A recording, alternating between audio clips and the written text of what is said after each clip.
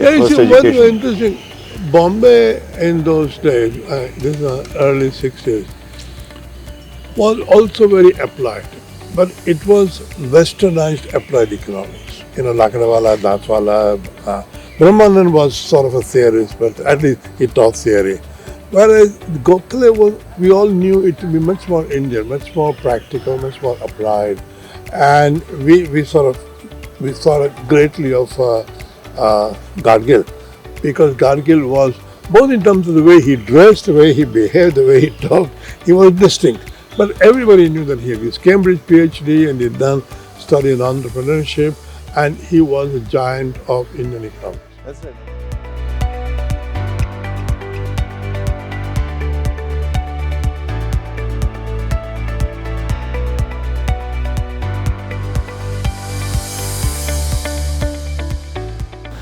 So, Lord Meghnad Desai, a very warm welcome to you to Gokhale Institute of Politics and Economics. I believe this is your first visit here.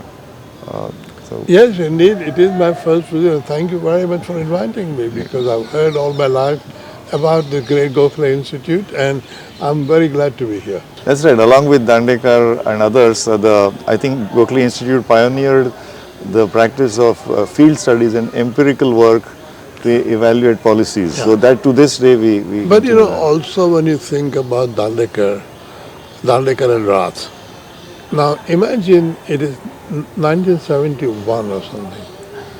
We had been independent for nearly 15 years, and all the planning was going on, but nobody had tackled the issue of poverty. Yes. You know, the most basic issue that Indian economic planning should have dealt with. We had no measure of poverty, and Dandekar went out and did it. And I remember the sensation we felt reading that issue of Economic and Political Weekly. Oh, okay. You know, That was the first time it was sort of calorie-based approach, right, to poverty measurement. it was, but you know, in a sense, it was calorie based. I'm going to mention that later on today. But basically, we had nothing. You know, Gandhiji thought Dalit Narayan was a great thing. He wanted India to be poor forever, more or less, in his own way. But Dandekar put a number to it. And you could say, Wonderful. well, you could improve the methodology. We have been improving methodology of all that. That's always possible. But to put a number on it concentrates the mind. And Quantified. then people start, you know, oh no, that's too much or too little. Have you done this? What about the prices? You know, we have had a lot of, you know, Visaria and all those Oh, yes, yes. debates. In fact, But there is a book called The Great Indian Poverty Debate. Oh, Angus I was Deaton. looking Angus Yeah, Deaton. because Angus Deaton got in, but Angus Deaton is a good friend of mine. He got into Yes, the yes. Indian poverty debate. But Dandekar and Rath's article inaugurated the whole thing, because in 1960, as you know, the Mahalanobis committee was appointed. Yes, yes. Nobody remembers anything on the Mahalanobis committee's report, but Dandekar and Rath, we know as a monument. So the other thing I wanted to ask is, you wrote a book which has become a textbook for Marxian economics. So how did you take that topic up? Because that's not. Well, you know, in 1968, I must mention that your teacher Brahmananda apparently told Joan Robinson Yeah. that my student has a better knowledge and is more an expert on Marxian economics than you. as you, what had happened was in 1968, we had this big uprising of student uprising in France and in LSE, protesting about Vietnam. Yes. And I had been in America before that, so I had been active anti-Vietnam. I mean, I never worried about political risk, or I just did whatever I had to do. And so there was a demand from the students, teach us Marxian economics. Okay. Because students thought that Marxian economics was something very easy, and they'll start shouting slogans. I said, I'll only teach Marxian economics if I can teach it seriously. So I started teaching Marxian economics. LSE used to allow you to teach a course which was not examinable, but they give you facilities. Oh, okay. And so I started teaching around about 1970. And then one of our graduate students had the pioneering idea that he would record lectures Okay. and publish them. But that's become a textbook now. So that became a textbook. Yeah, So in 19, I gave lectures, so 72, 73 lectures got recorded and then cyclostyled and circulated, and then they got printed in sort of, and so that is how I. But many years later, you wrote another book called Marx's Revenge. That's Yes, what, 20, yes, 25 indeed. years later. Well, you see, Marx's Revenge is really about the fact that Marx was ruined by Lenin. Marx's teaching was ruined by Lenin because Lenin went and hurried up the timetable of socialism. And I thought, everybody who thinks they've read Marx, they've only read Lenin. Yes. And reading Marx is a completely different experience because Marx is a serious economist, serious political economist, and of course was a philosopher and so on. And nobody else has done Marxian economics like Marx did. And of course at that time, the fashion, this done late 70s, fashion was of people like Morishima getting into Yes, yes. and mathematizing. Mathematical. Well, you're a mathematical Yes, economist, lot of you would mathemat- remember that. All the general equilibrium people. And I was not interested in that. I thought that's too abstract. There is something to do here, and let's just do it that way. I think my one insight, if I may claim that, was to clarify that in Marx, the value calculus is different from the price calculus. Yes. And you have to be able to relate the two, otherwise it doesn't work. And so I was able to lay it all out.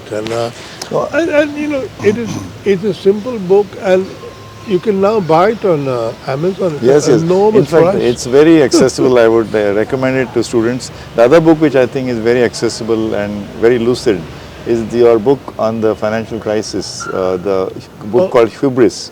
Yeah, Hubris. So I yes, always indeed. mention that. I enjoyed writing Hubris. The incident I recall is the Queen of England, the late Elizabeth. Yeah. She came to LSE. Yes, And then indeed. she asked all this galaxy of Absolutely. economists. I wasn't there. Not guilty. I'd So retired your by book then. is kind of an answer to that question, right? That she asked, Yeah, how come young, nobody saw it young coming? Spanish economist. And he said, a lot of people just got it wrong, but she asked a very pinpointed question, which she was very good at. So the Hubris was originally titled The Crisis of Economics and the Economics of Crisis. So the publisher, Yale, said, people only read books with one word title. I said, okay. So I call it Hubris for that reason. But it's eminently readable, and it's even though it's got deeper and technical concepts, you can read it as in one go. Yeah. Well, the next one coming up is called Poverty of Political Economy. Yes, we are looking forward to that. And that's my new book, which is also written with that kind of prose. It is not a textbook, it's not a history of economic thought. It is a book on political economy. I want to write, I only write what I As want you to reminded us just now, poverty intensive studies, I think it's not more than 50, 60 years old. But Yeah. you go back, I think, to even Adam Smith. write. Sure. About. So I want to ask you, since we will wrap up now, how does a contemporary young student of economics approach the subject today? I mean, it's such a vast field, from finance to psychology to mathematics, and you also written novels and you've written books on Bollywood.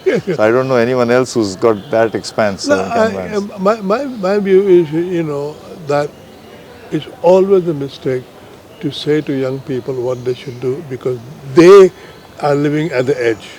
And for example, there is a Meghna Desai Academy of Economics, Yes. which you well know. Yeah. Now they are doing financial analysis with quantitative tools which we did not have. Yes. I wanted to do this long cycle studies. Now kids sitting at computers do it all the time. Now, so they will find their own economics because nice thing about economics is it keeps on changing.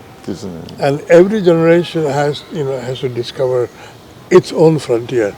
But at least Smith, Marx, Ricardo, all these people have made lasting and Absolutely. contributions. The thing about economics also, if you have the patience to read books, someone like Adam Smith is fantastic because his notion of market is so much like local markets in India. Vegetable The village fruit bazaar. market. Yeah, bazaar, where there are lots of shops and people go into different shops and bargain and haggle and haggle. And his idea is that the price emerges from all those processes. There is no given price that people, but none of them. Some people say markets are conversations. Among conversations, and for let's say if you're buying bananas in this market, in 5 different shops there'll be 5 closely related prices. There won't be a single price Yes. at which everybody buys. That's right. That's nonsense. And I keep on reading Adam Smith again and again. I mean, he's the most fantastic because he observes the world. Yeah. And as Ricardo told us not to observe, just to think. Adam Smith, and I think one thing I would say to students, keep your eyes open when you're walking around. Economics is everywhere.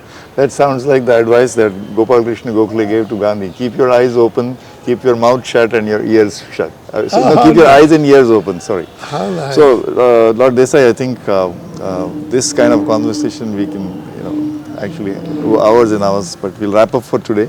Thank you. Delighted again and honored that you're with us today, and please come again and again. I will do that. Thank you very much. Thank you. Very, very Thank you. glad for this. Yeah.